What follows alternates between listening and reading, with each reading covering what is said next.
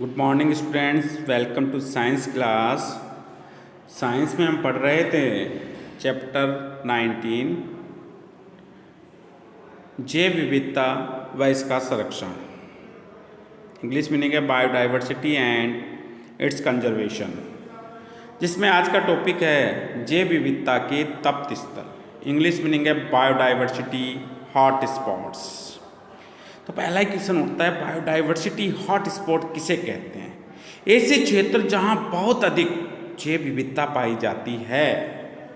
जैव विविधता के तप्त स्थल इंग्लिश मीनिंग है बायोडाइवर्सिटी हॉट स्पॉट कहलाते हैं। स्टूडेंट्स, इसका इंग्लिश मीनिंग जो ज़्यादा प्रचलन में है, इंग्लिश मीनिंग इसका जो इंग्लिश मीनिंग है उसका उच्चारण जो है हिंदी में लिख देते हैं, तो लिख दिया जाता है biodiversity hot spot. Hindi meaning है जैव विविधता तप्त स्थल। दोनों आपको याद रखने होंगे। तो पहला ही क्वेश्चन, परिभाषा। तो ऐसे क्षेत्र जहाँ बहुत अधिक जैव विविधता पाई जाती है, जैव विविधता के तप्त स्थल कहलाते हैं। अब देखो, बायोडाइवर्सिटी हॉट स्पॉट्स की अवधारणा सबसे पहले जो है नॉर्मन मेयर्स ने 1988 में दी थी। तो क्वेश्चन पूछ लिया जाता है, बायोडाइवर्सिटी हॉट स्पॉट्स की अवधारणा सर्वप्रथम किस वैज्ञानिक ने दी? नॉर्मन मेयर्स ने कब दी? 1988 में। और जिसके आधार पर सन 1999 में विश्व के 25 क्षेत्रों को जैव विविधता तप्त स्थल घोषित किया गया था। यानी विश्व में 1999 तक 25 बायोडाइवर्सिटी हॉट स्पॉट्स थे। क्वेश्चन आता है, विश्व में 1999 तक कितने बायोडाइवर्सिटी हॉट स्पॉट्स थे? तो आपका आंसर होगा 25। अब देखो, बोर्ड एग्जाम में पूछा गया क्वेश्चन है, विश्व में कुल कितने बायोडाइवर्सिटी हॉट स्पॉट्स हैं? देखो, इस प्रकार से हिंदी में लिख देता है, जैसा मैंने ग्रीन कलर से अंडरलाइन कर रखा है, हाईलाइट कर रखा है। तो 34 बायोडाइवर्सिटी हॉट स्पॉट्स थे। हालांकि वर्तमान में एक और बायोडाइवर्सिटी हॉट स्पॉट्स बन चुका है, तो इस प्रकार 35 हो चुके हैं। लेकिन आपकी बुक में जो डेटा दे रखा है वही आपको यूज करना है। तो वर्तमान में विश्व में 34 बायोडाइवर्सिटी हॉट स्पॉट्स हैं। इनका कुल क्षेत्रफल जो है पृथ्वी के भू क्षेत्रफल का 2.3% है। किंतु इन क्षेत्रों में विश्व की वनस्पतियों की 50% स्थानबद्ध प्रजातियां पाई जाती है। तो देखो, वर्तमान में विश्व के जो 34 बायोडाइवर्सिटी हॉट स्पॉट्स हैं, ये कुल कितने क्षेत्रफल में फैले हुए हैं? पृथ्वी के कुल भूभाग के 2.3% भाग में फैले हुए हैं। और इन क्षेत्रों में विश्व की कितनी वनस्पति प्रजातियों की स्थानबद्ध प्रजातियां पाई जाती है? 50% स्थानबद्ध प्रजातियां इस क्षेत्र में पाई जाती है। अब देखो, किसी भी क्षेत्र को बायोडाइवर्सिटी हॉट स्पॉट्स घोषित करने के लिए 2 शर्तों का होना आवश्यक है। क्वेश्चन पूछा जाता है, किसी क्षेत्र को जैव विविधता तप्त स्थल घोषित करने के लिए कौन सी 2 शर्तों का होना आवश्यक है? तो आपका उत्तर होगा नंबर 1, उस क्षेत्र में विश्व की कुल स्थानबद्ध प्रजातियों की 0.5% से अधिक प्रजातियां उपस्थित होनी चाहिए। संख्या के हिसाब से उस स्थान पर कम से कम 1500 स्थानबद्ध प्रजातियां होनी चाहिए। नंबर 2, उस क्षेत्र के मूल आवास का 70% भाग उजड़ चुका हो, अर्थात मानव गतिविधियों से उस क्षेत्र के अस्तित्व पर संकट मंडरा रहा हो। मानव गतिविधियां उसमें नहीं होनी चाहिए। ऐसे क्षेत्रों को, तो ये 2 शर्तें हैं, ऐसे क्षेत्रों को संरक्षण की तत्काल आवश्यकता होती है, इसीलिए इन्हें बायोडाइवर्सिटी हॉट स्पॉट्स घोषित किया जाता है तथा यहाँ व्यापक स्तर पर संरक्षण कार्यक्रम चलाए जाते हैं। विश्व के घोषित 34 बायोडाइवर्सिटी हॉट स्पॉट्स में पृथ्वी पर मिलने वाले रीढ़दार जीवों की 42% स्थानबद्ध प्रजातियां, मीठे पानी की 55% मछली प्रजातियां तथा वनस्पति की 50% स्थानबद्ध प्रजातियां पाई जाती हैं। देखो, यहाँ बार बार आ रहा है स्थानबद्ध प्रजातियां। तो इस स्थानबद्ध प्रजाति का अर्थ क्या है? ऐसी प्रजातियां जो किसी क्षेत्र विशेष में ही पाई जाती है, उस क्षेत्र के अलावा अन्य किसी क्षेत्र में नहीं पाई जाती हैं, विश्व में अन्य कहीं किसी स्थान पर नहीं पाई जाती हैं, वो प्रजातियां कहलाती हैं स्थानबद्ध प्रजातियां। इनके बारे में विस्तार से अगला ही टॉपिक है। जबकि इन सभी 34 क्षेत्रों का कुल क्षेत्रफल पृथ्वी के कुल क्षेत्रफल का मात्र 2.3% है। अब देखो, विश्व के कुछ प्रमुख बायोडाइवर्सिटी हॉट स्पॉट्स। तो देखो, अंटार्कटिका वन, पूर्वी मलेशिया द्वीप समूह, दक्षिण पश्चिम चीन के पर्वत, मेडागास्कर के द्वीप समूह, मध्य अमेरिका, कोलंबिया चोको, मध्य चिली, पूर्वी हिमालय, पश्चिमी घाट, श्रीलंका, इंडो बर्मा आदि जो है विश्व के प्रमुख जो है बायोडाइवर्सिटी हॉट स्पॉट्स हैं। तो देखो स्टूडेंट, क्वेश्चन आता है बायोडाइवर्सिटी हॉट स्पॉट्स को समझाइए। इस चैप्टर से मैंने आपको बताया 2 प्रश्न पूछे जाएंगे, एक 1 अंक का, ठीक है, और दूसरा 4 अंक का, जो कि क्वेश्चन नंबर 27 होगा, बड़ा क्वेश्चन होगा। तो वहाँ आपको क्वेश्चन पूछा जा सकता है विश्व के बायोडाइवर्सिटी हॉट स्पॉट्स को समझाइए। तो देखो बायोडाइवर्सिटी हॉट स्पॉट्स पूछे, सबसे पहले परिभाषा लिखेंगे। पहली बार इसकी अवधारणा किसने दी थी? नॉर्मन मेयर्स ने 1988 में। 1999 तक बायोडाइवर्सिटी क्षेत्र विश्व में 25 थे। वर्तमान में विश्व में कुल 34 बायोडाइवर्सिटी हॉट स्पॉट्स हैं और विश्व की जो कुल भूमि है उसका 2.3% भाग जो है बायोडाइवर्सिटी हॉट स्पॉट क्षेत्र के लिए घोषित किया जा चुका है। किसी भी क्षेत्र को फिर आप लिखोगे जैव विविधता तप्त स्थल घोषित करने के लिए 2 शर्तों का होना आवश्यक है। ये दोनों शर्तें आपको वहाँ लिखनी होगी। फिर विश्व के प्रमुख बायोडाइवर्सिटी हॉट स्पॉट्स के नाम आपको देने होंगे, अंटार्कटिका वन से लेकर इंडो बर्मा तक। तो ये आंसर होगा। ये चीज़ें इसमें पूछी जाती है, ये आपको याद होनी चाहिए। अब हम बात करेंगे भारत के बायोडाइवर्सिटी हॉट स्पॉट्स की, भारत के जैव विविधता तप्त स्थलों की। इंग्लिश मीनिंग है biodiversity hot spots of India. देखो विश्व में पाए जाने वाले जैव विविधता तप्त स्थलों में से 2 पूर्वी हिमालय और पश्चिमी घाट पूर्ण रूप से भारत में हैं, जबकि इंडो बर्मा जैव विविधता तप्त स्थल का कुछ भाग भारत में है। यानी कि भारत में कुल मिलाकर 3 जैव विविधता तप्त स्थल हैं, जिनमें से 2 तो पूरी तरह से भारत में हैं। नंबर 1 पूर्वी हिमालय और पश्चिमी घाट, नंबर 2 पश्चिमी घाट, और तीसरा जो इंडो बर्मा है इसका कुछ भाग भारत में, अन्य भाग जो अन्य देशों में है। तो यहाँ पे देखो स्टूडेंट्स 2 तरह से क्वेश्चन पूछे जा सकते हैं। भारत में कितने जैव विविधता तप्त स्थल हैं? आपका आंसर होगा 3। भारत में पूरी तरह से, जो कि भारत में पूरी तरह से, भारत में उन जैव विविधता तप्त स्थलों की संख्या पूछी जाए तो आपको 2 लिखनी होगी, ठीक है। तो देखो जो भारत में पूरी तरह से है वो है पहला पूर्वी हिमालय जैव विविधता तप्त स्थल।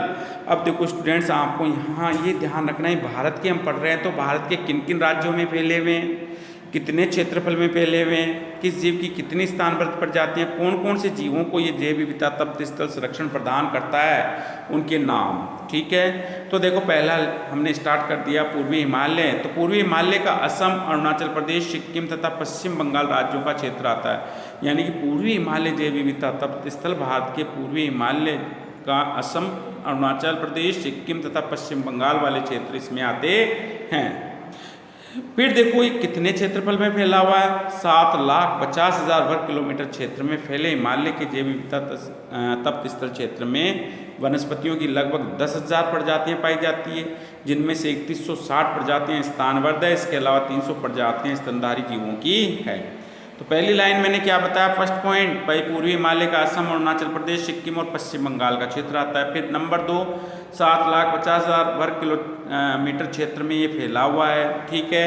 नंबर 3 स्थानबद्ध प्रजातियों को आप एक बार रीड कर लें, जैसे कि यहाँ दे रखा है वनस्पति की 10,000 प्रजातियाँ जिनमें से 3160 स्थानबद्ध है, 300 प्रजातियाँ स्तनधारी जीवों की जिनमें से 12 स्थानबद्ध है, 997 प्रजातियाँ पक्षियों की जिनमें 15 प्रजातियाँ स्थानबद्ध है, 176 प्रजातियाँ सरीसृपों की है जिनमें 15 प्रजातियाँ स्थानबद्ध है, 105 प्रजातियाँ उभयचरों की जिनमें 40 प्रजातियाँ स्थानबद्ध है, 269 प्रजातियाँ मछलियों की है जिनमें 33 प्रजातियाँ स्थानबद्ध पाई जाती है।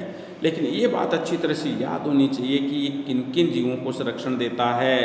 तो आपका उत्तर होगा हिमालयी तहर, सुनहरा लंगूर, हुलॉक गिब्बन, पिग्गी हॉग, उड़न गिलहरी, हिम तेंदुआ, ताकिन, गांगेट डॉल्फिन को ये संरक्षण प्रदान करता है।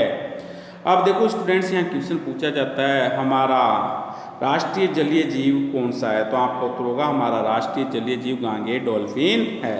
गांगेय डॉल्फिन को भारत का राष्ट्रीय जलीय जीव कब घोषित किया गया? वर्ष 2009 में घोषित किया गया।